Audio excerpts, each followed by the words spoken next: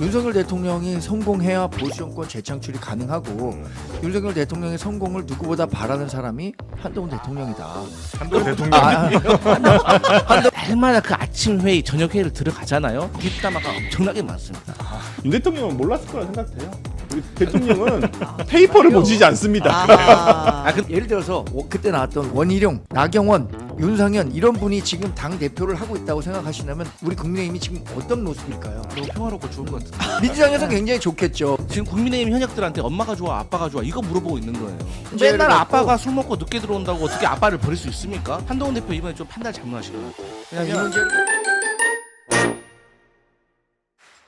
한없이 가벼운 정치 토크쇼 장르만 여의도 10월 28일 월요일 순서 시작하겠습니다. 반갑습니다. 정프로고요. 새로운 한 주가 시작됐는데 몇 개 질문 좀 소화하고 넘어가겠습니다. 지금 시작 전에 마피아 42가 뭐냐 이런 질문이 좀 올라와서 그게 이제 게임입니다. 게임. 네, 여러분 요즘 그 로제의 그 아파트 굉장히 그거 유행인데 아시네요. 예, 그거보다 먼저 사실 전 국민적인 인기를 끌고 싶은 게임이 하나 있었습니다. 마피아 40이라고. 네, 술 게임으로도 좋고요. 여러분 혼자 집에서 즐기셔도 좋은 게임. 마피아 게임 혼자 한다고요? 혼자 한다고요? 혼자 핸드폰을 할 수 있어요. 모르는 것 같은데. 진짜 외롭다 외로워. 42은 게임이고요. 여러분의 문해력에 정말 절망감을 느낄 때가 가끔씩 있습니다. 오늘 저희 썸네일 보면 대선 당일에도 명태균 보고서로 회의 이렇게 돼 있는데 이게 대선 당일에도 명태균 보고 서로 회의 이렇게 아마 읽으신 분이 계신 것 같아요. 명태균 보고서 그걸 갖고 레포트. 회의를 했다는 겁니다. 레포트로. 명태균 보고 서로 마주 앉아 회의한 게 아니고 말이지요. 답답합니다, 여러분. 그러나 여러분 감싸 줍시다. 아 진짜 그런 댓글이 있었어요? 없는 얘기 안 합니다. 예, 그래서 그래도 여러분 모시고 끝까지 가보겠습니다. 힘들지만 힘든 길 마다 않고 여러분과 함께 가겠습니다. 그 일을 같이 오늘 해나가 주실 분들 소개해드리죠. 국민의힘 정광재 대변인님 어서 오십시오. 안녕하세요, 정광재입니다. 네, 항상 그래서 쉽고 재밌게 여러분께 설명을 좀 드려야 됩니다. 네, 제가 주말에는 제가 정프로인데 주가 시작되니까 이제 네, 정광재 네, 네. 대변인도 돌아왔어요. 주중에 또 이렇게 골프장에 뭐 가끔 갑니다. 가끔 네. 가시죠. 네. 잘 치신다고. 그런 거 칠 지금 상황이 아니실 텐데 말입니다. 자, 그리고 민주당 국민소통위원회 강성필 부위원장님 어서 오시고요. 네 안녕하십니까 네. 강성필입니다. 우리 부위원장님도 종종 이렇게 필드를 좀 나가신. 저는 정말 제 인생은 골프를 시작하기 전과 후로 나누어지는데요. 요새 하도 정치가 복잡해서 시간이 없어서 못 갑니다. 방송이 많아요. 네, 국민의힘이 지금 갈 시간입니까? 골프 갈 시간입니까? 참, 한심하네. 무슨 말씀이세요? 지금 제가 어디나 갔다 왔다고 지금 골프 갔다 왔다 그러는 거예요? 지금? 네, 지금 뭐 요즘 이제 안 하고 계시는 모양이죠. 네 못합니다. 네. 근데 원래는 잘 치셨는 모양이에요? 자주 쳤습니다. 그래요? 잘 치지는 못하고 자주 쳤습니다. 오. 자, 강성필 제가 부위원장님도. 딱 보면 알거든요. 네. 그냥 딱 한 번만 스캔하면 나와요. 이 사람의 스코어 스코어가. 나옵니까? 네. 스코어 나왔는데 백돌이라고 해야 되겠죠. 2,700명이 보고 계셔서 네. 그걸 제가 따로 말씀드리지는 않겠습니다. 네. 자, 그리고 설주한 변호사님. 네, 안녕하십니까. 네, 우리 설주한 변호사가 또 이 분들의 또 가운데서 무게를 또 잘 좀 잡아주시기 바랍니다. 저 시소의 중간에 앉아 있는 사람으로서 참 얌체입니다. 자, 그리고 신혜영 기자가 오늘 뉴스 설명해 주시죠. 안녕하십니까? 네, 반갑습니다. 지난주에 참 못 본 분들이 많이 좀 아쉬워했습니다. 그런가요? 출장을 좀 다녀오셨죠? 예예예. 네. 예. 어디 어디 다녀오셨어요? 다녔어요? 어디라고 하면 민망하실 텐데. 저 정말 출장 다녀왔다는 얘기 들으면 요새만큼 부러울 데가 없어요. 왜냐하면 회사 다닐 때는 출장 가면 너무 좋잖아요. 물론 일도 하지만 네. 지금은 지금은 출장이 일단 없고 아니 출장- 대표 지방 술 아니 그 얘기가 좀 길어져서 민망할까봐 미리 말씀드리면 휴가 갔다 온 예. 거예요. 예. 출장 아니고. 스모금 스모금. 휴가 갔다 왔고. 네. 근데 출장 복 있는 사람들 있어요. 저도 출장복이 없어서 해외 출장을 한 번밖에 못 가봤습니다. 저도 그 아니, 청와대 출입하기 이뤄집니다. 전 하여튼 저는 뭐 출장 많이 다녔네요. 생각해 보니까 그렇습니까? 뭐 경제지에 있을 때는 여러 우리 한국 기업들이 세계 시장에 진출했으니까 그거 네. 취재하러 그런 건 다녔고 좋지. 좋은 출장. 접대받는 박근혜 정부 청와대 때는 그때서부터 사실 MB 때부터 순방이 정말 많아졌어요. 예. MB가 네. 정말 순방 많이 갔고 아. 박근혜 대통령도 뭐 그 기조가 이어져 갖고 많이 갔기 또 때문에 1호기 타보셨어요? 아니 아이, 지금 저를 어떻게 보는 아이. 거예요 지금? 청와대 출입 기자였어. 아니 근데 지금 저 뭐 명태균 보고서 요거 얘기 안 하시려고 시간 끄시는 거예요, 뭐예요? 아, 이미 뭐 원고 넘겼네. 자, 명태균 보고서 네. 한번 가보겠습니다. 명태균 보고 서로 회의 아니고요. 대선 당일 명태균이 만든 보고서로 회의를 했다라는 주장이 나왔어요. 대선 이런- 당일이면 3월 9일. 그렇죠. 어. 2022년 3월 9일에 네. 당일에 이 보고서로 회의를 했다. 누구의 주장이냐? 나름 좀 책임 있는 자리에 있었던 사람의 주장이에요. 당시 네. 윤석열 후보 캠프에서 정책 총괄 지원 실장을 지냈던 신용환 전 이제 서원대 교수라는 분이 이제 최근 뉴스타파를 통해서 이 주장을 했는데 네. 선거 당일인 3월 9일에 미래한국연구소의 미공표 여론조사 보고서를 공유를 해서 우리가 당시에 주요 참모진들이 회의를 했다라는 거예요. 네. 그러니까 이 파일을 어떻게 확인을 했냐? 최근에 이제 논란이 불거지니까 이제 외장하드를 쭉 한번 살펴봤나요, 본인의. 그랬더니 미래한국연구소에 이름이 들어갔던 파일이 있는 거예요. 네. 이 파일을 봤더니 이걸 다운로드 받은 날짜가 3월 9일이야. 대선 당일이야. 네네네. 그리고 파일이 만든 날짜를 봤더니 3월 8일이야. 네. 따끈따끈한 대선 그 전후의 파일이었다라는 거죠. 네. 이걸 가지고 핵심 관계자 매일 한 20명에서 모여서 하는 전략 회의 같은 게 있대요. 네. 그 회의에서 지지율도 공유하고 음. 뭐 동선 그럼 어떻게 잘래 이런 거 공유하는 회의에서 네. 이걸 가지고 논의를 했다라는 거예요. 어. 근데 우리가 짚어봐야 될 건 두 네. 가지인데 일단 윤석열 대통령실에서는 경선 당시에는 명태균 씨와의 교류가 있었지만 그 후에는 딱 끊었다라고 얘기를 했는데 지금 그 한참 뒤인 대선 당일에도 이제 명 씨의 보고서가 캠프에서 네. 공유가 됐다라는 지점 하나가 있고 두 번째 그 명태균 대통령의 씨가 해명이 그 사실이냐 아니냐 그 하나가 그렇죠. 있고. 두 번째는 명태균 네. 씨가 비공표 여론조사는 보고한 적이 없어라고 했는데 이 내용은 비공표 여론조사였다라는 점 두 네. 가지 좀 짚어봐야 될 것 거기다 같아요. 뭐 추가로 비용 처리 이 부분도 아마 좀 짚을 부분이 있을 것 같기도 하고 예. 그다음에 명태균 씨의 보고가 꽤나 중요하게 대선 전략 혹은 뭐 대선 관련된 어떤 회의를 하는 데 있어서 쓰였다는 것도 한번 고려해서 말씀 좀 주시면 좋을 것 같습니다. 정광재 대변인부터 한번 말씀 좀 주실까요? 일단 신용환 교수 제가 잘 아는 분이에요. 박근혜 정부 때 네. 청년위원회 위원장 그렇죠. 장관급 네네. 인사였고 그때서부터 교류했으니까 벌써 한 10년 정도 됐고 예. 지난 대선 과정에서도 신용환 교수가 캠프에서 여러 역할을 했던 건 사실입니다. 네. 원래는 원희룡 후보를 돕다가 예. 원희룡 후보를 돕는 입장에서 이제 후보가 윤석열 후보로 정해지고 원희룡 후보가 선대위원장으로 가니까 이분이 가서 여러 역할을 했고 이렇게 그날 회의했다는 것도 사실 뭐 다 사실을 받아들여질 만한 내용이죠. 근데 네. 이슈가 된 거 두 개잖아요. 아까 교류가 있었느냐 없었느냐. 네. 근데 교류하지 않고도 뭐 실무자를 통해서 대통령과 직접 예, 교류는 아니더라도 이 자료를 받을 수는 있다고 생각해요. 두 번째는 네. 비공표 여론조사를 제공하지 않았다고 했는데 명태균 씨는 이거를 신용환 교수가 갖고 있을 정도면 네.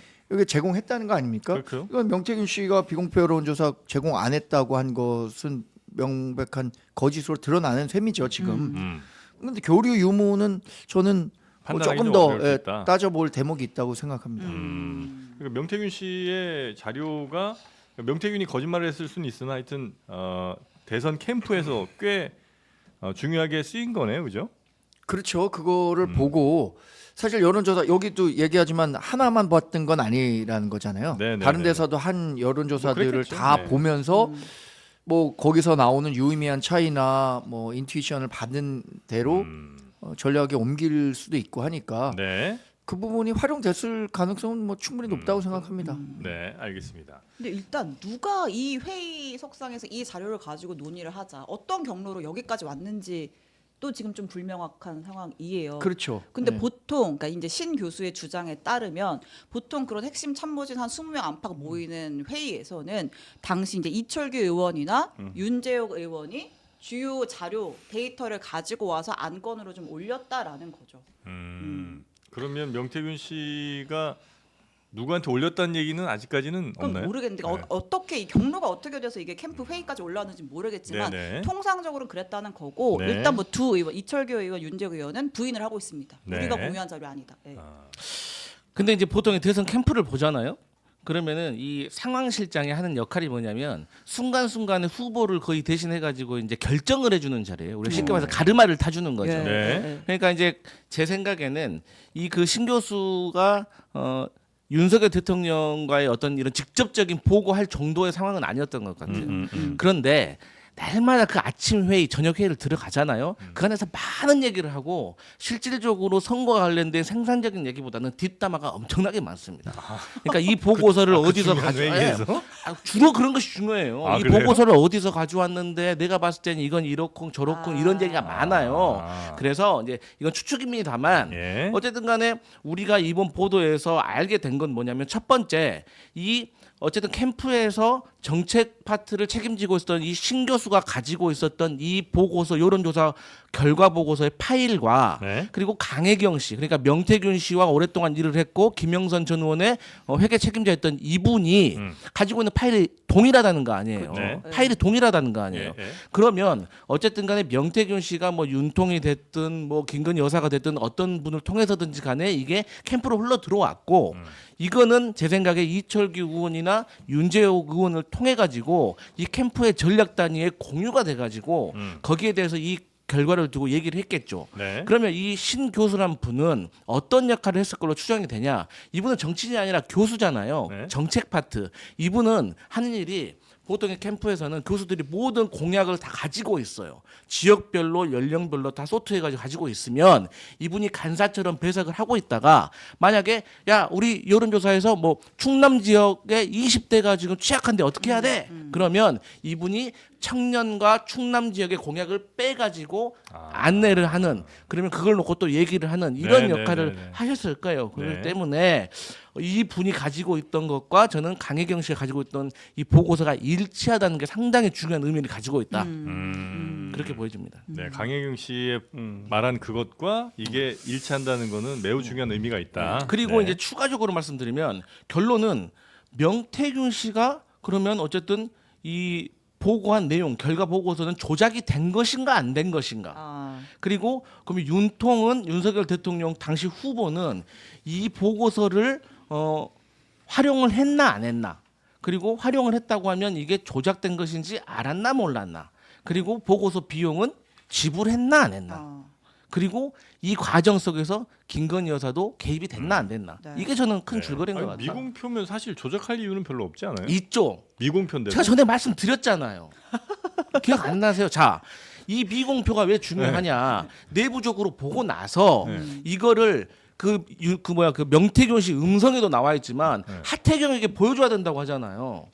그러니까 이게 컷오프가 된 다음에 네. 이 하태경 후보나 최재형 후보가 누구를 지지하는가? 그러니까 홍준표를 지지하냐, 윤석열을 지지하냐에 따라서 이 기싸움이 달라지는 이제 거예요. 그건 이 경선 전까지일 것 같고, 요건 이제 대선 당일이니까 네. 사실 그 대선 그렇죠. 지금 정확하게 다 하는 왔는데 거지. 그거 뭐 조작한 걸 봐서 뭐 할 네. 거예요? 아니 근데 제가 봤을 때는 네. 뭐 그 퍼센테이지가 몇 프로였는지 모르겠어요. 예. 그러니까 뭐 윤석열 대통령 측에서는 그 당시에 이준석 대표 때문에 원래 10%로 이상 이길 걸 뭐 0.7% 차이로 뭐 겨우 신승을 했다 이런 식으로 얘기를 하고 있고 당시 분위기로 보면 거의 저는 우상호 의원이 그 당시에 얘기했던 것들이 거의 맞았어요. 여론조사가. 여기 민주당 내 여론조사를 해봤었을 때 그때 그 우상호 의원이 거의 3월 이 선거 투표일 하루 이틀 전에 뭐라 그러셨냐면 거의 1% 내외. 네. 에서 결론이 나눠질 것 같다. 네. 근데 지금 많이 따라 붙었다라고는 했거든요. 그때.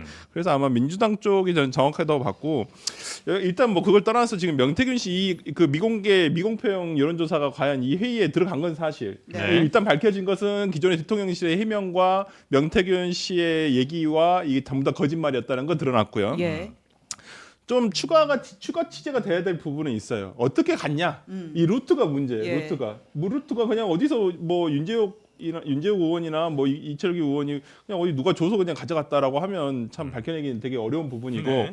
나머지 하나는 뭐냐면 이제 정치자금법 위반 여부가 있을 수가 그렇죠. 있습니다. 이게 제일 문제가 예, 되는 거죠. 예. 왜냐하면 이 돈을 누구한테 근데 이거 보니까 국민의힘 공식적인 청구는 아닌 것 같아요. 의뢰는 아닌 것 같아요. 보니까 왜냐하면 국민의힘 그 나중에 선거 결산 보고서 보면 이 미래한국연구소에는 아예 돈 지급된 게 없거든요. 예. 그래서 이 부분도 그러면 뭐 제대로 처리하지 않고 그냥 이렇게 사적으로 그냥 제공한 것인지 예. 그래도 문제가 되는 거잖아요. 되죠. 근데. 일단 예, 그것이 활용을 했으면. 활용이 네. 됐다라고 네. 보는데 문제는 뭐냐면 이쯤 되면 이때 대선 여론조사가 수십 개가 올라오거든요. 진짜 그 캠프에 이 회의하는데 하나만 올라오는 게 아니라 수십 개가 올라오기 때문에 아마 그것이 얼마만큼 효용성이 있었냐라는 것과 그다음에 저는 윤 대통령은 몰랐을 거라 생각해요.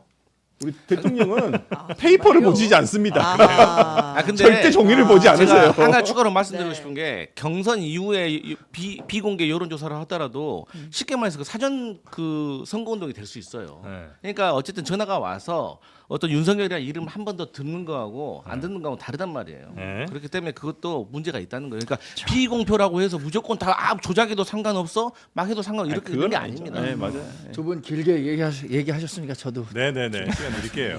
기대되네. 민주당 선거대책회의에서 뒷담화밖에 없다는 사실에 참 놀랐습니다. 아. 야 어떻게 그 네. 중요한 회의에 뒷담화밖에 안 하는 민주당한테 우리 국민의힘 지지율이 뒤질 수 있는가? 이거 정말 저는 민주당을 탓하기 전에 우리 국민의힘의 현 주소를 진짜 돌아볼 수밖에 네. 없는 그런 좀 네, 안타까운 하나 상황이라는 하셨고요.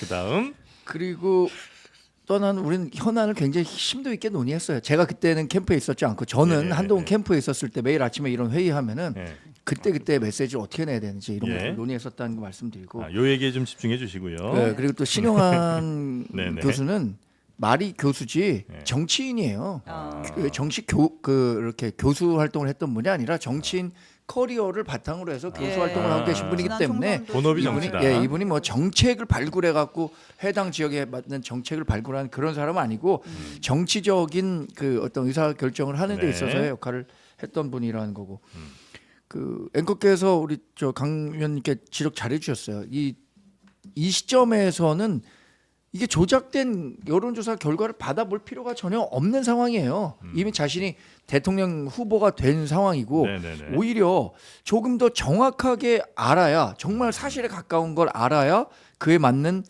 정치 캠페인을 벌일 수 있기 때문에 네. 조작의 그 필요를 후보나 캠프 측에서 전혀 갖고 있지 않았던 시점이었다. 이렇게 말씀드리고 그러니까 이제 경선용이거나 아니면 혹시 공표용이면 조작을 해서 쓸 이유가 뭐, 있긴 있죠. 뭐 당연히 공표라면 그것이 밴드웨건 효과를 일으키기 뭐 그럴 수는 때문에 있겠죠. 예.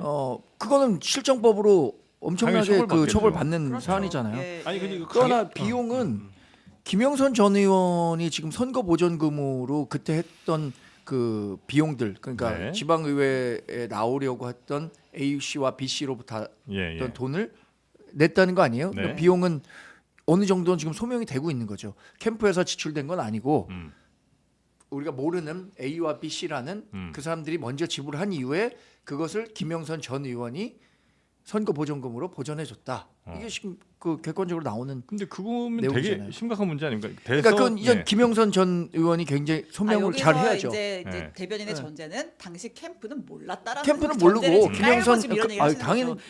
몰랐어요. 아 그래요? 근데 이거 네. 몰랐어요. 김영선 전 몰랐어요. 예. 김영선 전 네. 의원이 소명을 해야 될 내용이라고 아니, 생각합니다. 모르고 이렇게 여론조사 결과를 계속 받아봐도 괜찮아요? 필터링이 안 되구만. 아니 그것은 네. 뭐 제공하는 경우에 예를 들어서 갤럽 같은 경우에는 예. 그냥 갤럽 자체 조사를 한 거를 나중에 받아보잖아요. 원본을. 이것도 아. 글쎄요 뭐 어떤 경위로 이게 우리한테 보고되고 있느냐라는 네. 걸 체크했는지 모르겠습니다. 그건 제가.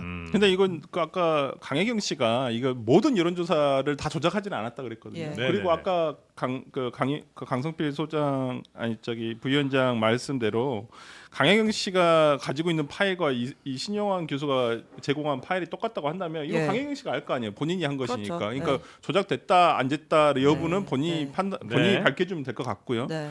어차피 지금 국정감사에 두 분 다 나오신다 했으니까 네. 똑같은 파일 보고 아마 좀 판단하면 될 거라고 생각을 하고 이런 조작 뭐 있으면 그것도 처벌 받아야 될 것이고요. 네. 그다음에 저는 제일 중요한 건 지금 정치자금법 문제인 그렇죠. 것 같아요. 그렇죠. 예, 이거 예, 이 비용을 예, 누가 네. 이거 누가 할 거냐 그리고 이게 나중에라도 어떻게 받았을 거냐 지금 네. 핵심은 그거잖아요. 네. 그러니까 김영선 그 전 의원의 어떤 공천과 관련해서 여론조사 비용 3억 7천만 원의 대가성이 있냐 없냐 네. 지금 큰 테마는 그거잖아요. 그러니까 예. 그거와 관련해 가지고 한번 이제는 이제 보도 그러니까 어떤 취재의 한계는 저는 다 한 것 같아요. 네. 더 이상 뭐 할 게 없잖아요. 네. 근데 이건 수사를 해야죠. 제가 그러니까 그게 뭐 예를 들어서 네. 이 수사가 막 진행돼서 김영선 전 의원이 그 비용을 됐다. 댔다라고 예. 만약에 한다 쳐요. 이 정말 예입니다. 음. 그렇다면 분명히 또 여기 김영선 전 의원으로까지 꼬리를 자르려고 한다. 분명히 이런 얘기가 나올 텐데 이거에 대한 수사 결과는 분명히 나와야겠죠. 그러니까 네. 대통령 아까 기자님 말씀하신 것처럼 대통령실이 야 니네가 그걸 좀 여론조사를 해와라. 우리 좀 활용 좀 하게. 음. 이렇게 얘기해서 네. 무상으로 제공한 건지 아니면 뭐 우리가 조사한 건데 한번 보십시오라고 한 건지 이런 것들에 대한 조사가 있어야겠죠. 근데 조사한 거면 한번 보십시오라고 했는데 그것도 대통령실은 그런 적 없어 경선 이후에는 그렇죠. 네, 그게 이런 문제죠. 주장이었던 건데 네, 그게 네. 이제 깨진 거고 네. 그렇다면 이제 다시 한번 또 따져봐야 되는 거죠. 말씀하신 그런 이제 문제들을. 수사가 돼야 될 것 같아요. 이 그런데 정도면. 제가 이거 되게 쉽게 생각하는 것 같은데 경선 전에 그러니까 21년 9월 29일 날 여론조사가 4개가 있었는데 네. 그 중에 하나를 미래한국연구소에서 했다는 거 아니에요. 근데 그때 당시가 윤석열 후보하고 홍준표하고 치열하게 경합 중이었는데 네. 이게 조작을 통해 가지고 윤석열 후보가 더 높게 나왔다는 거 아닙니까? 네. 그럼 이거 큰 문제 있는 거 아니에요? 그런데 그건 당연히 문제죠. 조작을 예, 어떻게 했냐? 아니 샘플은 500개인데 예. 1,500개를 유령 샘플 없는 사람을 그냥 허위로 만들어 가지고 예. 2,000 샘플로 했다는 거 아니에요? 예. 그러니까 이것도 상당히 중요. 그럼 경선 과정에서부터 공정성이 무너지면 정당법 위반이에요, 무방이에요. 그리고 두 번째로 이 명태균 씨가 윤석열 후보에게 보고를 했다는 거, 그 자체 조사를 했다는 거에 대한 비용이 이미 음성 녹취록까지 나와 있잖아요. 어떻게 만들었어? 아니 지방선거에 출마하려는 A, B, C에게 돈을 받아 2억 뭐 한 몇천만 원 받아가지고 네. 그거 가지고 그 여론조사를 실시했다는 거 아니에요. 그리고 근데 이게 나중에 이분들 A, B, C가 그러면 공천을 대가로 본인들이 먼저 투자를 한 거 아닙니까? 네. 근데 이분들이 공천을 못 받았어요. 어떤 분은 바로 컷오프가 된 사람이 있고 네. 어떤 사람은 컷오프 통과해서 경선에서 패배한 사람도 있고 그냥 결론은 이분들이 다 못 받았단 말이에요. 그래서 이분들이 강혜경 씨에게 돈 항의 전화를 달라. 하면서 네. 야 오늘 선거 보조금 들어온 것까지 다 알고 있어. 돈 내놓으라고 하잖아요. 네. 그러니까 이미 이 비용 자체는 잘못됐다는 것이 이미 다 음성 녹취록으로 나와 있어요. 그러니까 검찰의 강제 수사만 기다리고 있는 거예요. 네네. 명태균 씨가 여론조사를 너무 많이 한 게 문제네요 지금. 경선 때도 하고 진도를 좀 대선 나가야 때도 하고. 되니까. 아무튼 어저께 이제 네. 이 보도가 나오고 나서 명태균 씨가 페이스북을 올렸는데 뭐라고 올렸냐면 나는 돈을 받지 않았다. 여론조사를 조작하지 않았다. 정권 교체 이 한 몸 바쳤다. 건곤일척이다. 누구랑 건곤 싸운다는 그러니까 거예요? 누구와의 운명을 건 싸움을 의미하는 건지 모르겠어요. 건곤- 당시에 그 정권 교체를 하는데 자기가 그런 싸움을 했다라는 건지 앞으로 누군가 건곤일척의 정신으로 싸우겠다라는 건지 근데 건곤일척이라는 것은 보통 자기한테 버거운 상대를 상대로 했었을 때 싸울 때 네. 건곤일척에 뭐 결투를 하겠다라고 하는 건데 네. 그럴 만한 사람이면 대통령 부부밖에 없지 않아요? 자 그리고 또 하나의 단독 보도를 설명을 드릴게요. 네. CBS가 오늘 한 보도인데, 그러니까 이번에 시점이 2022년 1월이에요. 1월 달에 창원 지역에서 미래한국연구소가 실시한 미공표 여론조사가 있었어요. 예. 근데 이 조사 의뢰인이 누군지를 이제 찾아본 거예요. 그랬더니 그 마산, 뭐 창원, 합천 뭐 이런 지역의 조폭 출신인 68살 황모 씨. 라는 거예요. 이 황모 씨가 의뢰도 했고 이제 이런 지역 여론조사는 이제 의뢰인이 비용을 대는 거거든요. 네. 비용도 됐다라는 거죠. 여론조사를 이 황모 씨라니까 조폭 출신의 황모 씨라는 사람이 의뢰를 했고 네. 돈도 됐다. 예. 네. 그리고 강혜경 씨가 또 뭐라 그랬냐면 이 황모 씨가 우리 미래한국연구소 법인 통장으로 여론조사 대금을 입금해줬다라고 했어요. 네. 그러니까 황 씨가 의뢰했고 비용도 됐다라고 했는데 당사자인 이 황 씨는 자기는 이 여론조사를 한지도 모르고 비용도 된 적이 없는데 금시가 초문인데요. 금시가 초문인데요. 명의도용 됐다고 이렇게 주장하시는 것 같아요. 이제 보니까. 그렇죠. 이제 황 씨의 입장에서는 예. 나는 한 적이 없는데 누가 내 이름 팔아가지고 이거 여론조사 의뢰하고 비용된 거야. 지금 이렇게 된 상황인 거죠. 네. 뭐예요 도대체 이거? 진짜 듣도 보도 못한. 아 근데 예. 아니 이거 사실 어려운 문제가 아니거든요. 근데 쉽게 말해서 지금 창원지검에서 수사 바로 해야 될 거 아닙니까? 이런 분들 예. 바로 휴대폰부터 빨리 뺏어야 돼요. 그럼 바로 알아요. 그런데 지금 창원지검에서 수사를 지금 어디서 하고 있습니까? 검사가 없는 수사국에서 하고 있다는 거 아니에요. 예, 예, 검찰 예. 수사관들만 있는. 아, 그게 무슨 의미냐? 수사 의지가 없다. 예. 아니 지금 장르만 여기도 정영진 없이 지금 정광재 선수하고 강성필하고 둘이만 지금 진행한 거고 똑같은 거예요. 아, 망한다고 봐야죠. 우리가 또 경쟁력은 아, 있는데 네. 또 당황스럽네. 어쨌든 간에 이게 지금 제대로 된 수사냐고요. 아, 아니 그래서 지금 이 황 씨도 뭐 국감에 부른다는 거죠 지금? 아니요, 이제 황 씨를 국감에 부르는 건 아니고 앞에 말했던 황 이제 씨는 아니고 신 교수. 신 교수? 네, 네. 아니, 근데 황 씨는 불러봐야 뭐 나올 얘기가 뭐 아니, 없죠. 그렇죠. 이거는 지금 뭐 약간 멍미 약간 이런 상황인 거잖아요. 그래요? 근데 이제 실제로 이 여론조사 비용 아까 우리 계속 얘기하잖아요. 누가 의뢰했고 누가 비용을 댔는지가 굉장히 중요해요. 정치자금법 위반 문제가 걸려 있기 때문에. 그럼 이제 명태균 씨는 그러니까 상상을 해보건데 네. 본인이 직접 하면 문제가 되니 이분의 그렇죠. 명의를 뭐 어디선가 뭐 명의 도용을 했을 수도 있고. 차명으로 이용한 네, 건가요? 뭐 그럴 수도 그렇게 있죠. 추측할 수 있는 여론조사 건가요? 자체가 약간 좀 구린 측면이 좀 있다는 거네요. 네. 아 그럼 제가 말씀드렸잖아요. 이미 그 샘플이 조작되어 있다니까요. 네. 그러니까 여러 개가 있으니까 어떤 건 샘플 조작한 게 있고 어떤 건 아니 보정한 게 강혜경 있고. 씨가 다 네. 조작하지는 않았다고 했어요. 아, 그러니까. 네, 일부가 그랬다고 했는데 조작에 꽂혔어. 그러니까 너무 조작에 꽂히지 아니, 마세요. 왜냐면 너무 조작에 우리가 꽂혔어. 조작 자꾸- 얘기 자꾸 하면은 저도 일어나서 나가는 수가 있어요. 아니 다 방송 못 봤어요? 증거 조작. 이거를 좀 아. 아셔야 되는 게 자꾸 됩니다. 명태균 씨가 하는 말에 우리가 딴 데로 본질을 벗어나는데 네. 저희 민주당 입장에서는 무조건 위법성에 집중을 하자는 거예요. 제발 좀. 아니 맞아요. 저 이건 집중해야 되는 사안은 분명하죠. 네. 돈을 누가 댔느냐, 네, 조작이 그래요. 있었느냐 없었느냐. 그래. 그래서 그 돈을 댄 대가가 김영선 의원에 대한 공천이었느냐. 네. 굉장히 간단하거든요. 네. 음. 뭐 이 부분 해소하면 되는 거고. 네. 근데 거기서 더 복잡한 문제로 가려면 김영선 전 의원이 이렇게 돈을 댄 대가로 공천을 받았느냐, 그리고 돈을 이렇게 된 거를 네. 대통령실이 야 그렇게 해서 좀 가져와 봐라. 음. 이게 서로 교통해 갖고 나온 결과였느냐, 이거를 밝혀내지 않고는 당시에 캠프로까지 이 문제를 변질시킬 수 있느냐, 네. 이거는 별개의 문제라고 보거든요. 그러니까 이게 문제가 뭐 명태균 씨가 한 위법한 행위에 대해서는 충분히 수사가 될 수가 있어요. 근데 이게 어디서 맡겨버리냐? 국민의힘으로 이 자료들이 전달이 된 과정을 네. 밝히기가 되게 어려워요. 지금 네. 현실적으로. 네. 그러면 이게 대통령에 대한 부부에 대한 수사가 이루어져야 될 수도 있거든요. 근데 뭐 김건희 여사에 대해서는 수사가 가능할 수도 있지만 대통령에 대해서도 수사가 될까? 수사기관 물론 수사해야 할 수가 있죠. 불소추반이 있을 뿐이지 뭐 수사를 못하는 것은 아닌데 어찌됐든 간에 저는 명태균 씨에 대한 수사가 일단 먼저 철저하게 이루어져야 돼요.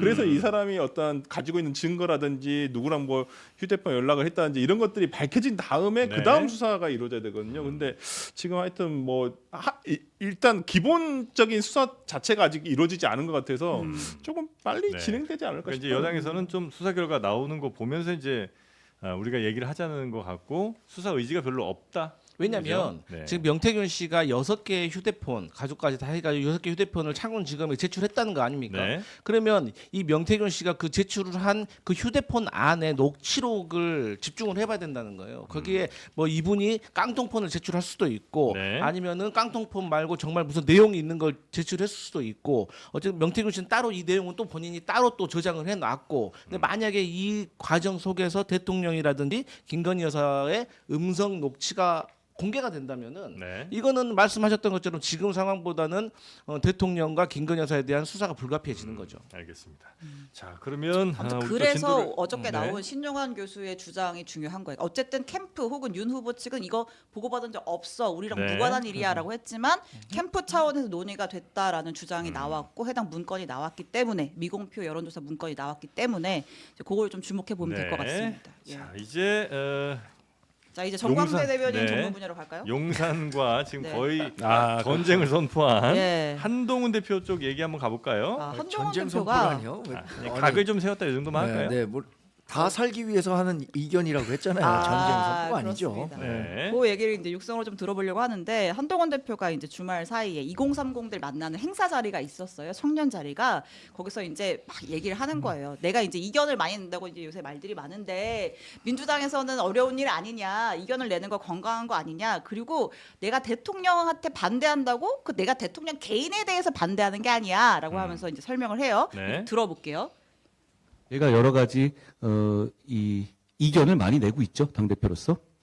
저는 그게 맞는 길이라고 생각하는 것이고, 그게 우리 모두가 사는 길이라고 생각해서 내는 것인데요. 제가 대통령에게 반대하는, 개인에 반대하는 것이 아니죠. 네, 개인에 반대하는 것이 아니고 애잔하다는 평가 나왔습니다. 네. 자 그리고 한동훈 대표가 조금 뭐 톤을 좀 다운한 그런 발언도 한 모양이에요. 어떤 발언이요? 그러니까 예를 들면 지금 이제 거의 전쟁처럼 이제 우리가 지난주까지 봤잖아요. 예. 근데 이제 이 발언도 이런 거죠. 대통령 네. 반대는 개인- 개인의 반대가 그렇죠. 아니고 네. 우리 모두가 아. 사는 길이다. 근데 이 이야기의 방점은 반대하겠다라는데 방점이 있는 거잖아요. 해석하기에 그러나 따라서는- 네. 그것이 그 사적인 감정의 차원이 아니라 아니라 대의를 위해 반대한다 그럼요. 이거잖아요. 네. 우리는 지키기 위해서 이기는 정당을 만들겠다라는 얘기를 계속하고 있는 네, 거거든요. 네, 네. 네. 이기는 정당을 만들려면 민심이 수반되지 않으면 어쩔 수 없는 거잖아요.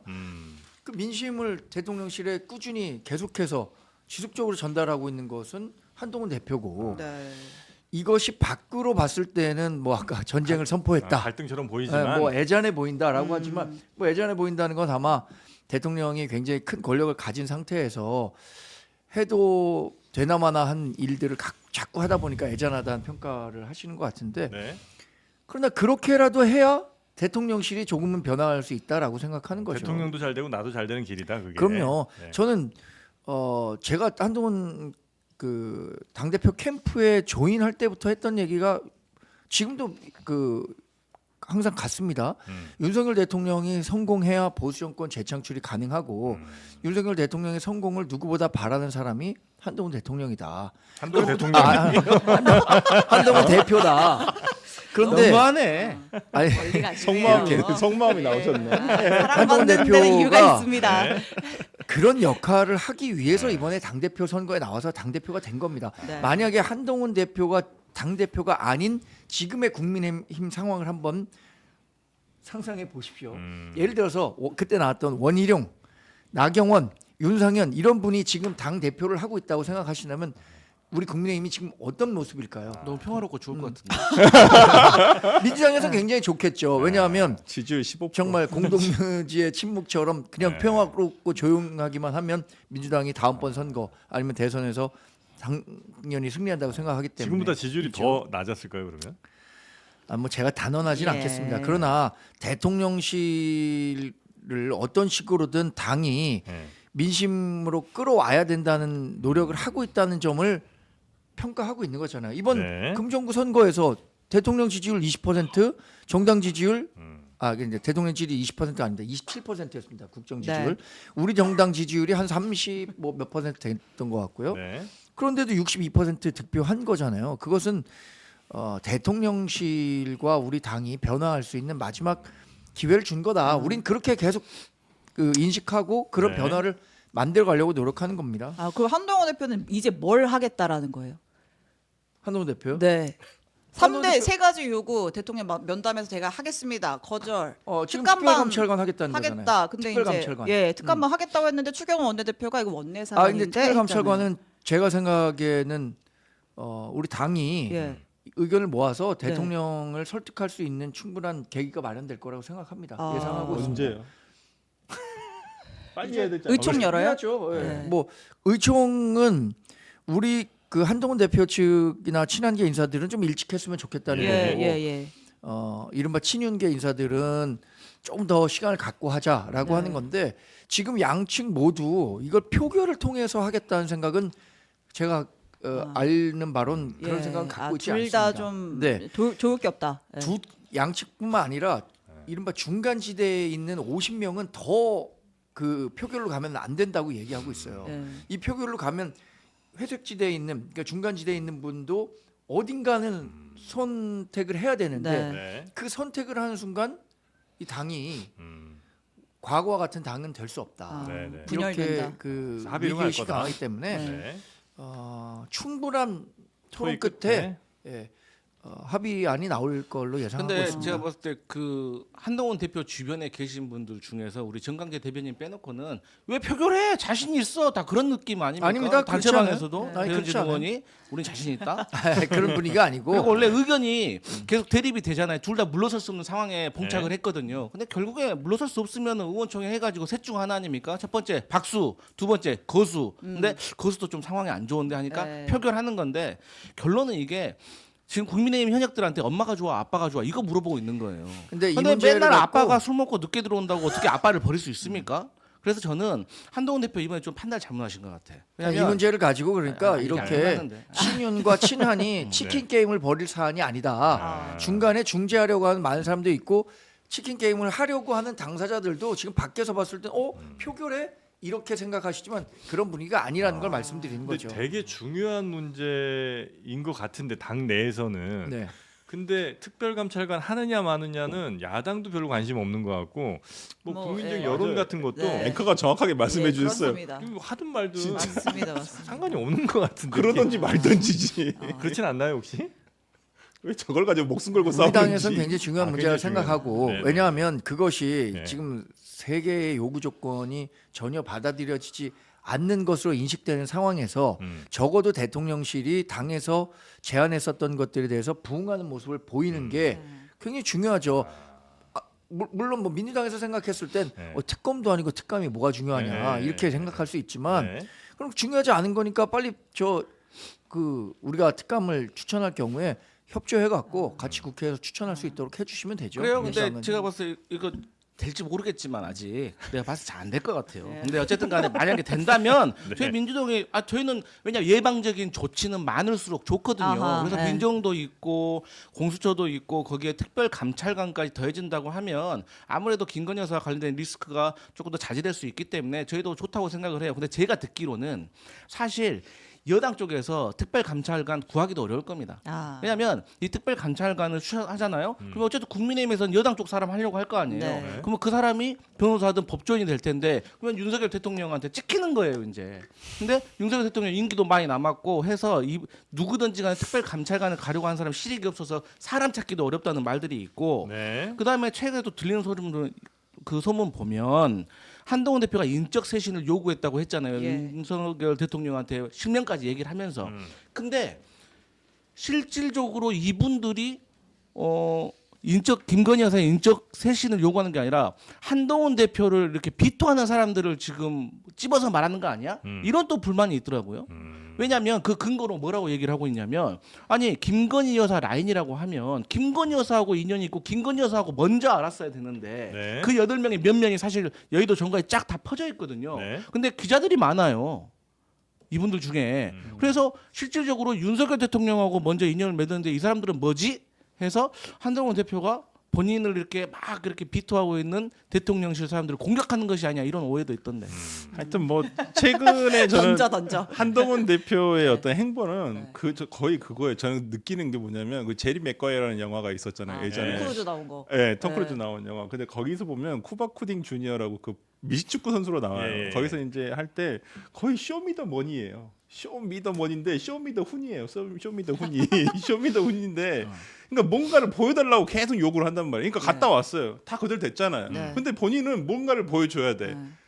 그렇죠. 한동훈을 보여줘야 되는 쉽게 거예요. 말하면 한동훈의 요구가 하나라도 관철되는 모습이 보여져야 그럼요. 되는 거예요. 그러니까 한동훈 네. 대표로서는 본인이 몰린 거예요. 오히려 세게 들이받았다가 하나도 뭐가 통과되는 거 없이 맞고 나오니까 자기가 몰린 코너에 몰린 상황이 된 거예요. 그래서 여기서 특감을 가지고 지금 목숨 걸고 지금 당내에서 이러고 있는데 밖에서 봤을 때 민주당으로서는 그렇죠. 왜 특감으로 덮으려고 하느냐.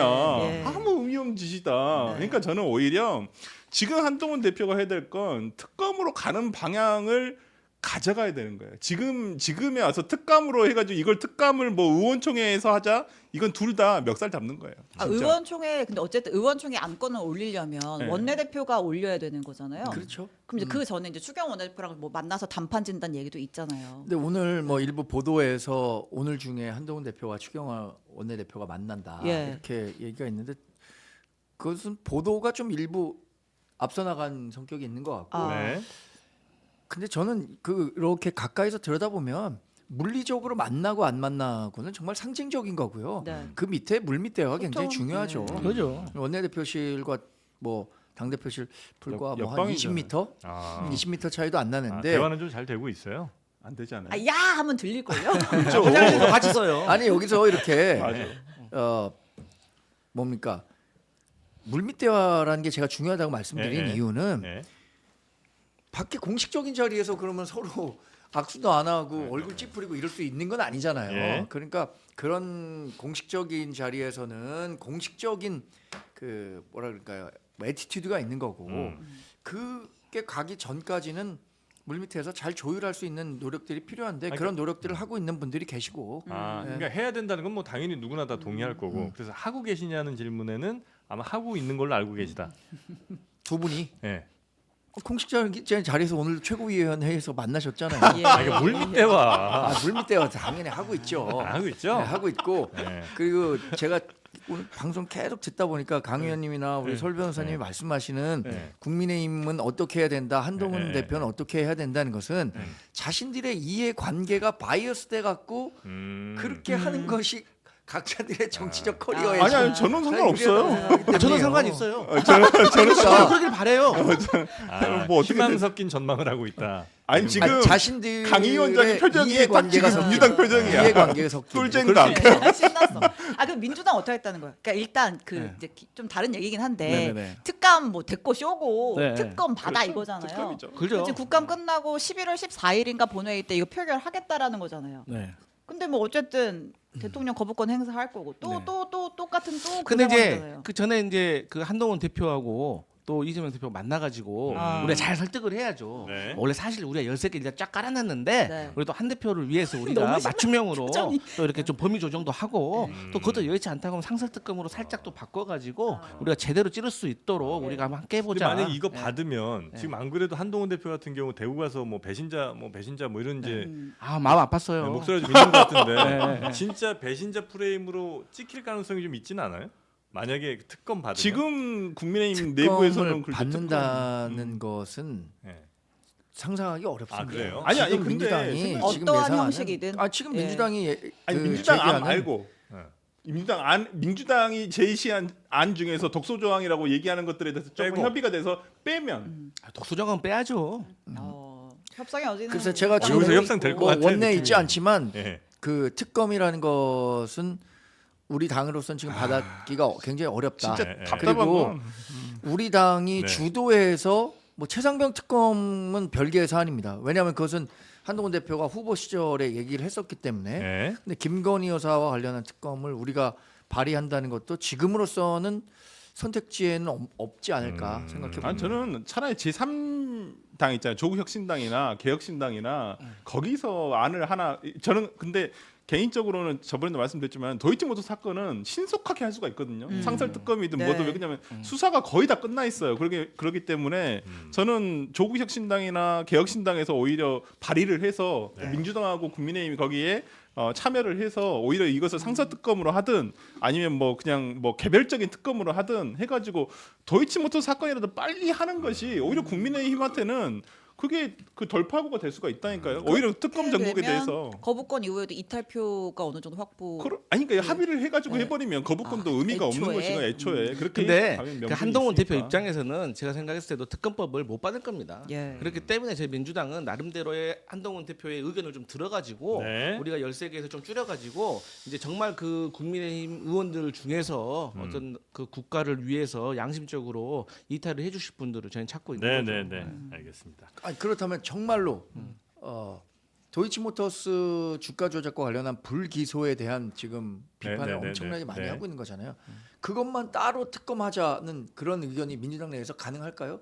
민주당 내에서 13개 다 하지 않고 아 있는 진짜 있어요. 도이치모터스 주가 조작만 관련해서 하자라고 했을 때 민주당이 네. 그것만 발의할 수 있을까요? 네. 개별 특검 누가 하죠. 하겠다라는 네. 거잖아요. 아니 나머지는 천천히 하면 되니까. 그렇다면 제가 원내 의원이 아니기 때문에 당에서 말씀드릴 없지만 그것은 대통령이 되기도 전이고 예. 김건희 여사가 대통령을 만나기 전에 있었던 일이 상당 부분이고 하기 때문에 이게 지금 법적 정서, 그러니까 국민의 가진 네, 법 네. 정서와 좀 달랐기 때문에 네. 그 부분을 할 수도 있지 않을까라는 의견이 있을 수도 근데 있겠죠. 제가 또 우리 김건희 여사님 파일 꺼낼 수밖에 없는데 2012년 그러니까- 3월에 결혼하셨는데 7월 8월에도 그 정황들이 있어요. 그러니까 그 주가 조작만 관련해서 네. 민주당이 진지하게 독수조항 빼고 네. 한다면 우리 원내에서도 네. 야 그거는 사인 시절에 있었던 일이고 대통령 취임 훨씬 전의 일이고 음. 이게 탄핵이나 아니면 뭐 정치 공세가 강화될 이유는 없거든요. 음. 그렇다면 원내 의원들이 이거는 받아도 되는 거 아니야라고 오. 생각할 수도 있겠죠. 그럼 민주당이 그럼 한번 해보시면 그러니까 결과를 알겠네요. 우리 여야 대표 회담 때 우리 정 대표님께서 어. 대표님께서 우리 한동훈 대표님한테 다 그 부분 얘기를 해주시면 네. 우리가 매끄럽게 받아가지고 아니 그건 이제 이재명 대표가 얘기를 해야 될 그 부분이죠. 도이치 어차피 지도를 해야 되니까. 문제만큼은 친윤 친한 안 가려 이건 조금 진짜 들여다봐야 되는 공감 기류가 있어요. 아니 뭐 그럴 수도 있겠죠. 다른 사안들 뭐 13개 중에 도이치 모터스 주가 조작만 관련해서 지금 법적 처분을 받아서 우리가 네. 비판 받고 있는 부분이 그거잖아요. 예. 그거라면 원내 의원들 8명 안 나오라는 법이 충분히 있습니까? 설득 가능하다. 저도 그건 근데 가능하다고 당내에서도 봐요. 왜냐하면 특검이 계속해서 폐기되고 이러기 때문에 그것도 너무 사실 그런 네, 좀 지루함이 소모적이야. 있어서 네. 사실 상설 특검이라든지 좀 짧게 범위 줄여가지고 하자는 네. 의견이 있습니다. 좋습니다. 자 그럼 도이치 얘기를 좀 해볼게요. 네. 대통령실에서 지난주에 조금 갑자기 전에 왜 이러한 입장을 냈는지가 좀 의아하긴 한데 여사님이 매우 화가 나신 건지 뭔지 모르겠습니다만 도이치 관련해서 이제 김건희 여사와 모친까지 합쳐서 23억 원의 이제 시세 차익을 거뒀다라고 이제 우리가 알고 있잖아요. 근데 그게 사실이 아니라는 거예요. 대통령실 입장은 네. 뭐냐면 그 23억 원의 시세 차익을 얻었다라고 하는 거는 2022년 문재인 정부 때 검찰 수사팀이 1심 재판부에 낸 의견서에 불과하다. 문재인 정부 검찰이 재판부에 낸 의견서에 불과한 거지 팩트가 아니다. 라는 것이고 1, 2심 재판부도 그 수익과 관련해서는 산정 불가다. 시세 조정과 관계없다 이렇게 판단한 거야. 그러니까 앞으로 이거 보도 잘못하면 엄정 대응할 거야. 이걸로 정권 초반에 상당히 무슨 언론 이거 방송 관련해 가지고 다 막았었거든요. 예. 뭐 언론 중재 뭐 거의 중재위도 보내고 막 그랬었었는데 네. 아니 그럼 간단해요. 그냥 그 여사님 계좌 다 까세요. 예. 다 까면 정말 그거 분석해 줄 사람 대한민국에 진짜 천지빛깔이에요, 진짜. 그리고 일단 대통령실의 해명 자체를 이제 우리 뭐 안 까고도 지금 다 반박을 할 수가 있어요. 아니 정말 어이없는 게 저는 이거 대통령실에서 얘기했다는 거 보고 그때 윤석열 대통령이 그 후보 시절에 약간은 트릭을 쓰셨어요.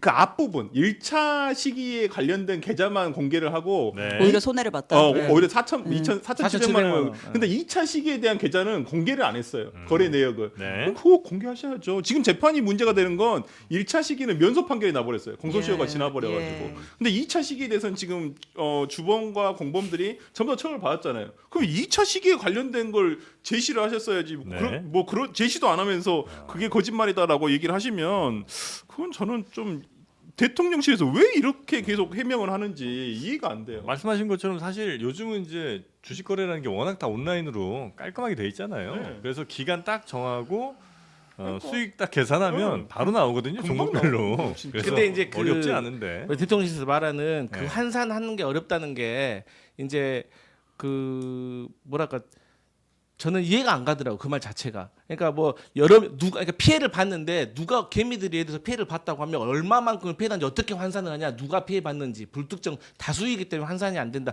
그 말인 거거든요. 그러니까 아니, 개인 투자자들이 피해 본 네. 거는 그거는 일일이 환산하기가 그러니까 어려울 수는 있겠지. 예, 그건 당연한 말인 거예요. 예. 예. 근데 여기서 얘기하는 건 그거 아니에요? 우리가 지금 정프로님 말씀하신 네. 거는 기간별, 종목별 그 수익하면은 딱 나오죠. 뭐 그렇죠. 2011년부터 2015년까지 기간 설정해 놓으면 네. 취득해 갖고 나오는 건. 예.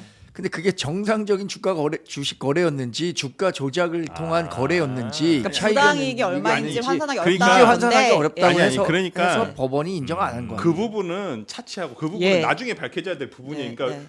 주가 조작을 알았느냐, 가담했느냐. 일단 먼저 우리가 알고 싶은 것은 수익이 발생했냐 안 했냐예요. 그 수익이 얼마만큼 나왔는지는 금방 계산이 되는 거예요. 그러면 이 수익이 났고 그건 차트를 보고 맞춰보면 금방 나와요. 아니, 그렇게 말씀드린 거예요. 네. 법원이 예. 주가 조작에 의한 수익이었는지 아니, 그러니까 정상적인 주가 흐름에 의한 그건 수익이었는지 이게 판 판단을 해보면 판단하기 되니까 어렵다는 지금 거죠. 말씀을 드린 것은 일단 수익이 있었냐 없었냐.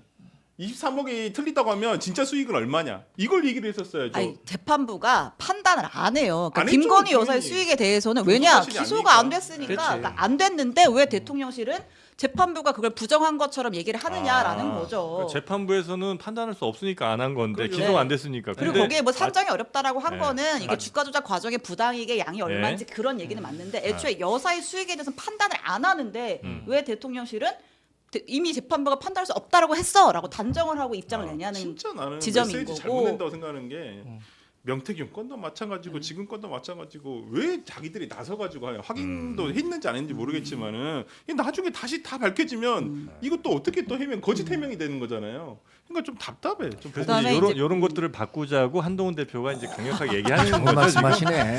아이고. 역시 명예 앵커죠. 제가 딱 그 말 하려고 아, 그랬거든요. 그래요? 네. 이런 것들, 그러니까 이런 의혹들에서 네, 네, 네.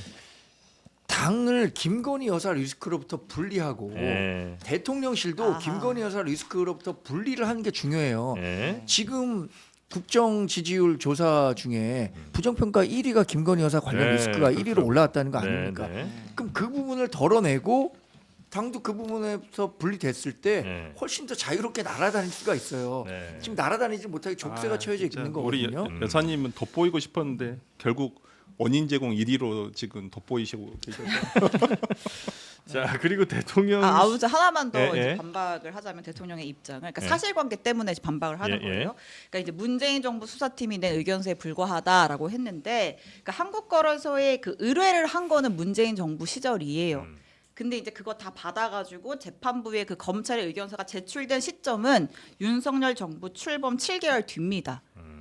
근데 이제 이거- 그 이- 의견서의 최종 이걸 이제 쓴 사람은 네. 윤석열 정부의 그러니까 수사팀이었다는 이걸 거. 그 당 이거 제공됐었을 때 약간 진보 약간 뭐 민주당 쪽에 있는 유튜브나 이쪽 방송에서는 뭐라 그랬냐면 야 검사들도 그 수사한 검사들도 오죽했으면 이런 걸 냈겠냐. 말을 못하면서 서류로 제출한 거다. 오히려 그 김건희 여사의 어떤 이러한 주가 조작에 대해서 인정은 하지만 오히려 뭐 그런 뭐 외압에 의해서 못했다라는 식으로 평가를 했던 네. 방송들이 꽤 많았습니다. 예. 자 그리고 대통령실 관저 뭐 기적의 3번 방. 3번 방의 기적. 3번 기적이요? 예.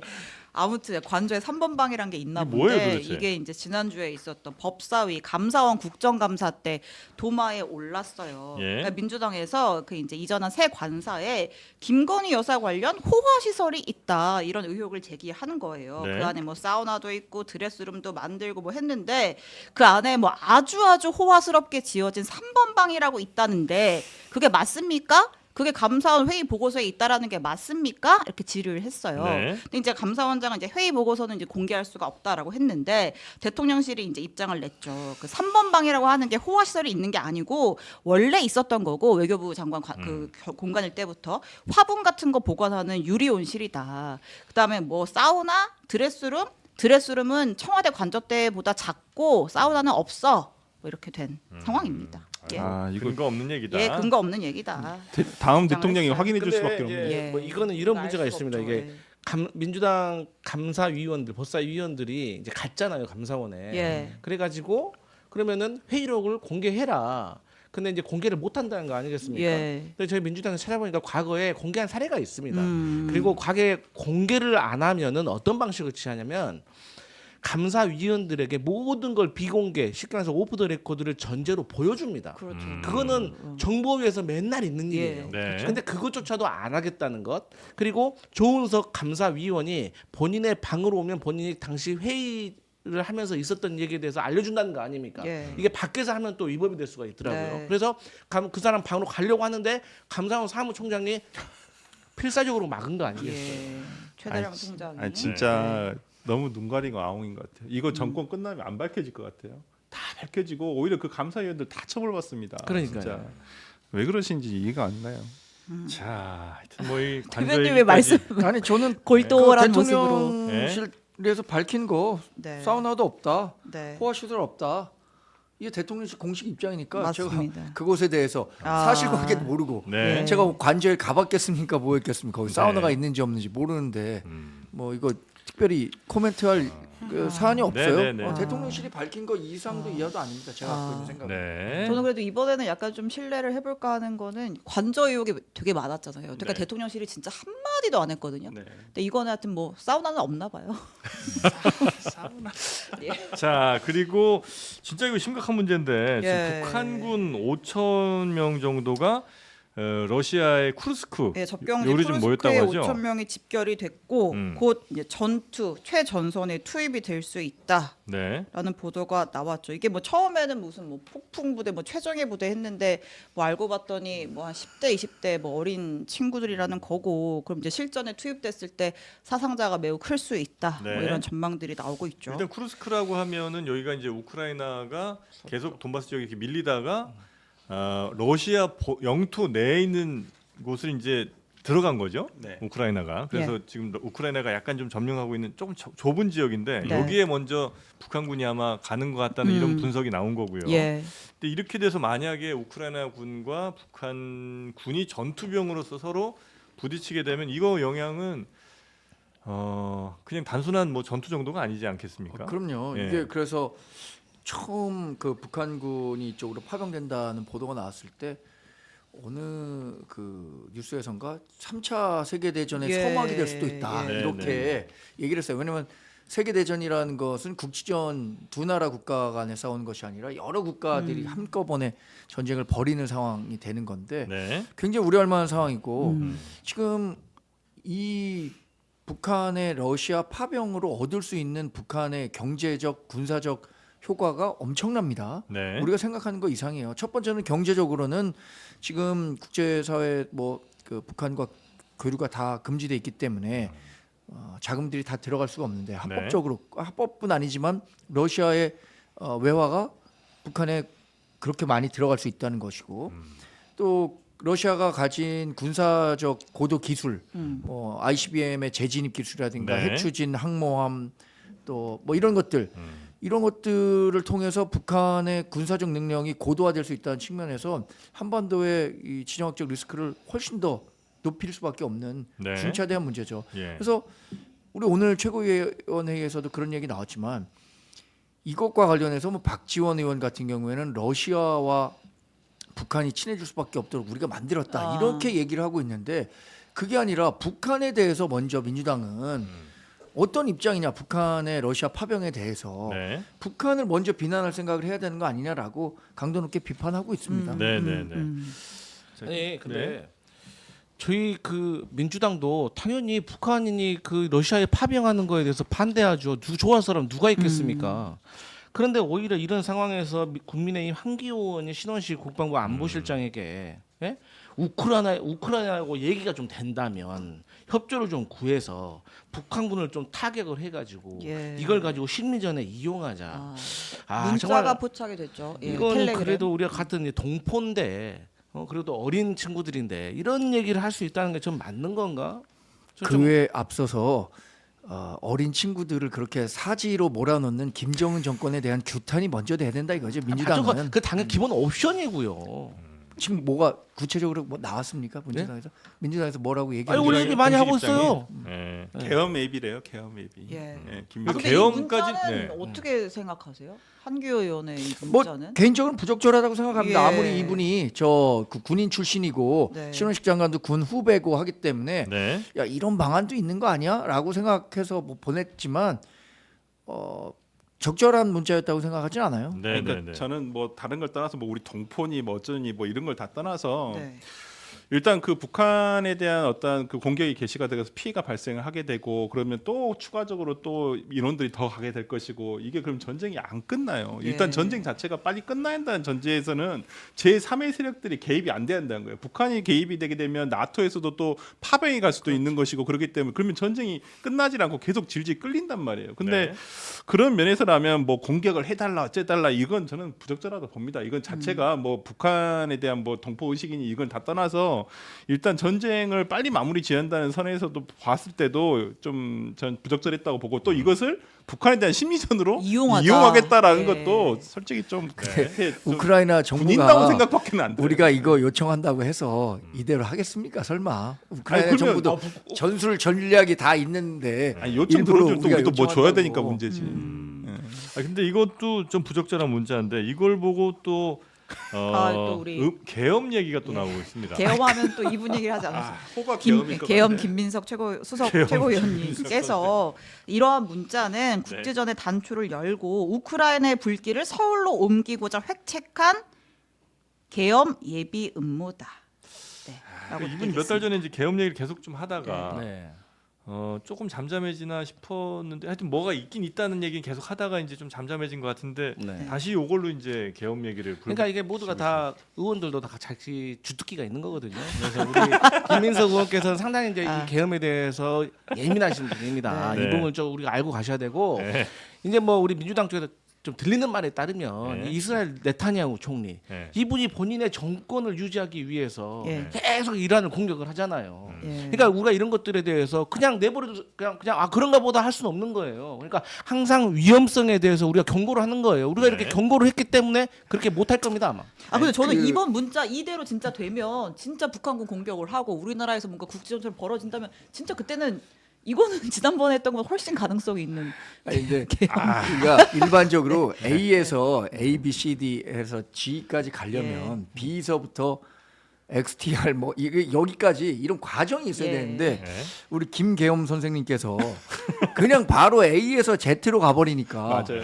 야 이게 뭔 너무 뜬금없는 논리 비- 소리지. 논리 비약이 너무 논리 심하셨어요. 비약이 너무 심하다는 생각이 들고 제가 알기로는 아무리 주특기가 계엄이라고 하더라도 이분이 지방선거에서 서울시장 선거에 굉장히 관심이 많은 걸로 정치권에서 알고 있는데 계엄 얘기 자꾸 하다가 뭐 진짜 서울의 봄 영화 보시고 했는지 모르지만 네. 서울시장은 절대 안 될 것 같은데 그러니까 이 계엄에 빠져 네, 있다가 그러니까 그 시나리오라는 거는 우리가 우크라이나에 공격을 요청하고 마침 우크라이나가 북한군을 공격해주고 그거를 북한이 파악을 하고 우리를 공격한 게 결국 한국이었어 라면서 우리 쪽으로 바로 우리 본토라든지 뭐 이런 데를 공격하게 되면 전쟁 상황이 사실상 되니까 그러면 계엄이다 이렇게 되는 거죠.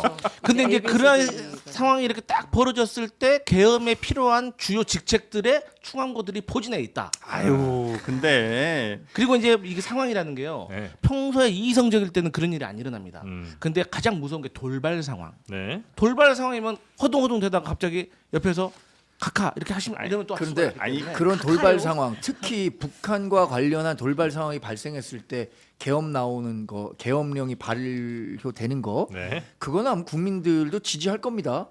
그 국민들이 지지하지 않는 계엄이라면 당연히 그거 안 되죠. 그럼 저부터 말씀드렸잖아요. 제가 광화문에 가갖고 계엄령을 해제하라고 시위할 거라고. 네, 네, 네. 근데 국민이 지지하는 계엄 반드시 필요한 그 계엄령이라면 예를 들어 전쟁 상황이 일단 일단 당연하죠. 아니 그러니까 저는 이렇게 하실게요. 저희 민주당 김기현 선생님께서 경고를 하신 거니까 그냥 경고로 받아들이시면 아니, 돼요. 그러니까 그거 막그 예. 다큐멘터리로 지금 받아들이면 안 민주당은 돼요. 지금 굳이 네. 국힘 내란 중이니까요. 네. 굳이 참전 안 하셔도 됩니다 여기에. 숟가락 안 왜 얹어도 왜 충분히 그러셨을까? 지금.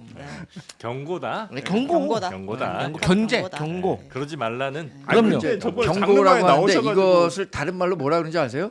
무책임한 정치 공세다. 아. 이렇게 아니 근데 얘기합니다. 조금 실망은 저번에 장르만에 나오셔가지고 1시간 동안 말씀하셨었잖아요. 네. 제가 그거 정말 다 들었었거든요. 아 진짜요? 네. 다 보시면 많지 않은데. 뭐래도 한마디 하실 줄 알고. 진짜 뭐가 진짜 있는가 나도 정말 궁금했거든요. 예. 결국에는 그냥 뭔가 있긴 한데 여기서는 밝힐 수 없다. 계속 그 얘기셔가지고 고민이 많습니다. 예, 저는 그 방송 이후로는 제보가 있어서. 우리 고민이 계엄 많아요. 김민석 최고위원의 얘기 주장을 그렇게 뭐 눈여겨 보진 않습니다. 네, 제가 방송 중에 이거 저 댓글도 잘 안 보고 그러는데 오늘 그 좀 재밌게 봤어요. 네. 그리고 우리 설주환 변호사가 항상 얘기하는 좋아요 1000개가 넘어갔고 아, 네, 그래요? 기분이 좋네요. 아, 그렇습니까? 월요일 아침인데 네, 네, 네. 아유, 감사합니다. 고맙습니다. 진짜 감사합니다. 네, 말 나온 김에 네. 좋아요 눌러달라고 좀 해주세요 빨리. 에이, 뭐 하셨겠지. 좋아요 좀 많이 눌러주십시오. 감사합니다. 우리 정영진의 앵커가 해주시는 게 그리고 18만 원이 올해 돌파했으니까 올해까지 꼭 20만. 아유, 아유, 예, 설주환 예. 변호사. 감사합니다. 참 컨텐츠보다도 하여튼 이런 거가 너무 좋아요. 그럼요. 네, 그래서 생명 연장의 꿈은 쉽게 예, 이루어지지 설주환 않습니다. 변호사를 어떻게 버릴 더불어 수가 사는 없습니다. 아니 세상입니다. 필요 없이 핸드폰도 바꾼다고 난리예요 지금. 아, 왜?